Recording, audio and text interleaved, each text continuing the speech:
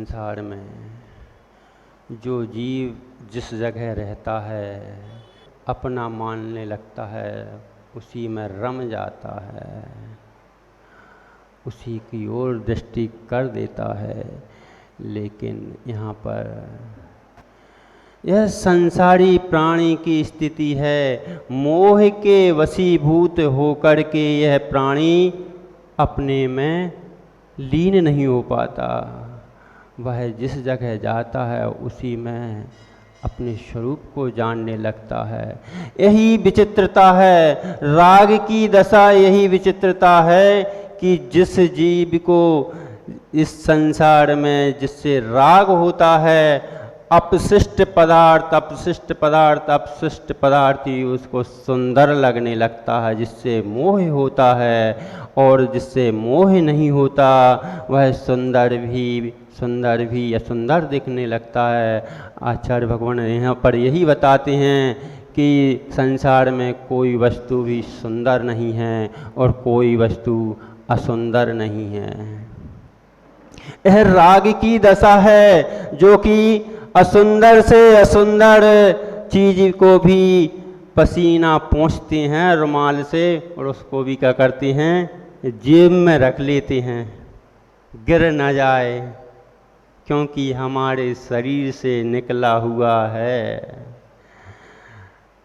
हमारे शरीर से निकला हुआ है, उससे हमें राग है, इसलिए उस पसीने को भी हम रुमाल में पोंछ देते हैं। और अगर हाथ भी धोते हैं तो जिस पसीने से अपन लथपथ होते हैं उसी कपड़े से अपन फिर उसको पोंछ लिया करते हैं, क्योंकि हमारा राग बैठा हुआ है।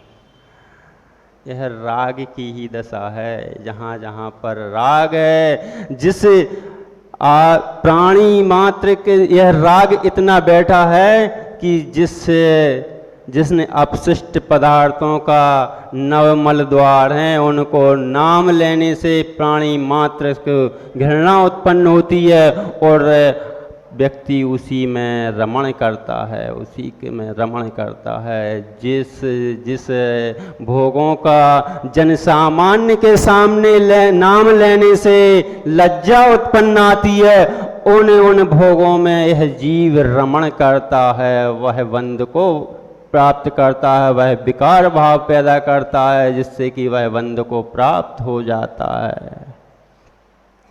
उन्हीं के द्वारा काम क्रोध मान लोभ करता रहता है, उन्हीं के द्वारा, और वह संसार में को भोगता रहता है।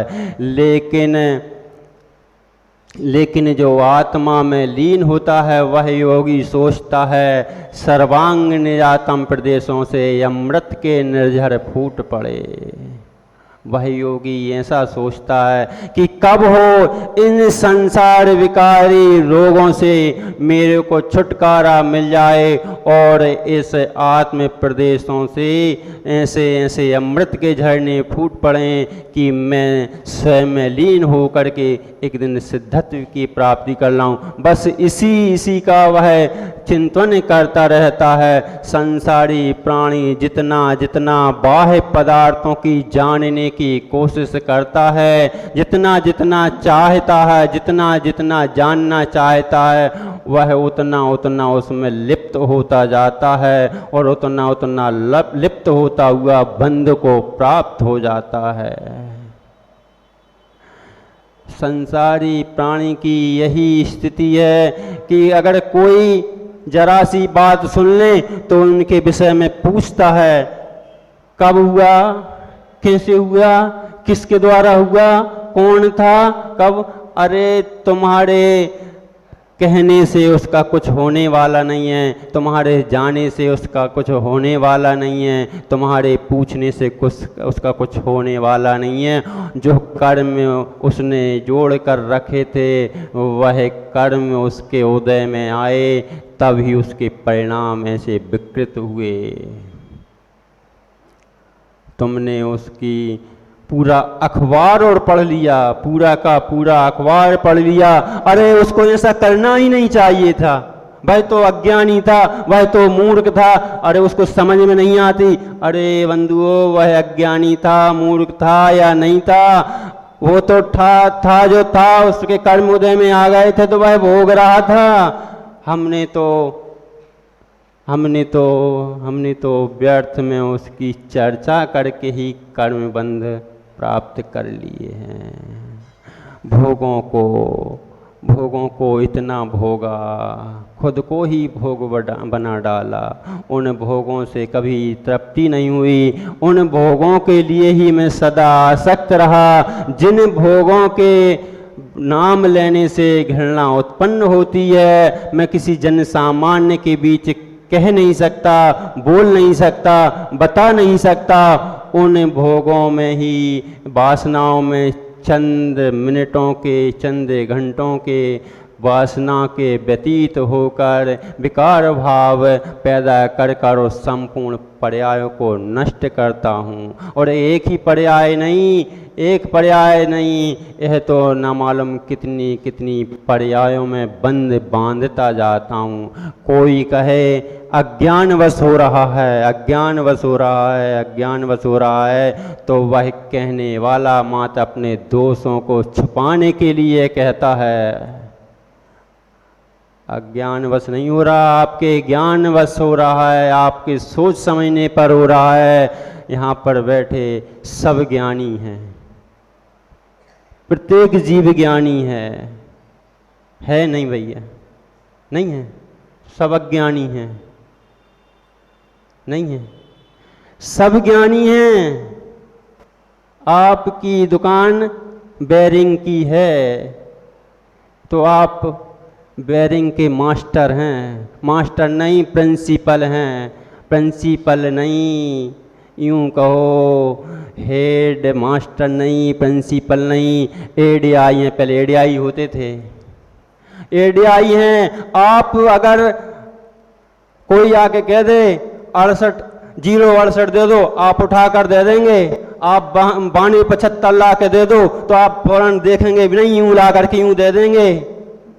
6306 दे दो, आप फौरन ला करके दे देंगे। रिंकू भैया दे दोगे नहीं दोगे? तो आप ज्ञानी हुए अज्ञानी हुए?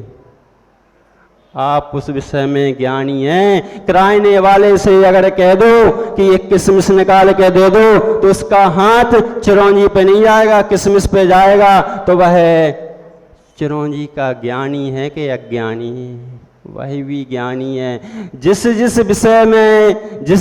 विषय में अगर उसको जानकार है तो वह ज्ञानी है। अगर वकील से कह दो वकालत कर लो तो वह फौरन कर लेगा। और उनसे कह दो कि अगर एक बेरिंग ला के दे दो तो पूरी दुकान छान लेगा, लेकिन वह दिन भर में वह 6306 निकाल के नहीं दे पाएगा। तो वह अज्ञानी है, वह अज्ञानी है। उसके विषय में अज्ञानी है, लेकिन वकालत के विषय में ज्ञानी है।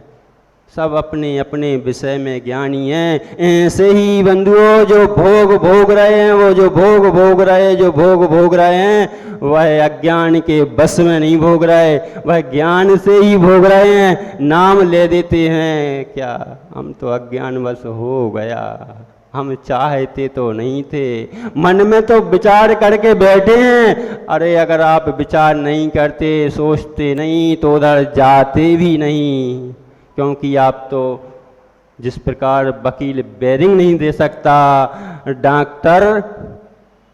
डॉक्टर सुई लगाएगा, अगर उससे कह दो कि किराने की सामान कोई वस्तु उठा के दे दो तो वह नहीं दे सकता। ऐसे ही हम भी उन इंद्रिय भोगों के, पापों के प्राचार्य नहीं, हेडमास्टर नहीं,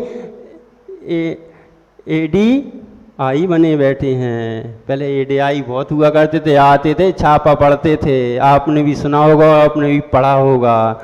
तो कहते हैं ऐसे ही हम भी उन पापों के विषय, वासनाओं के, इंद्रिय भोगों के एडीआई बने बैठे हुए हैं। और नाम क्या लेते हैं, अज्ञानता में हो गया, हम तो करना नहीं चाहते।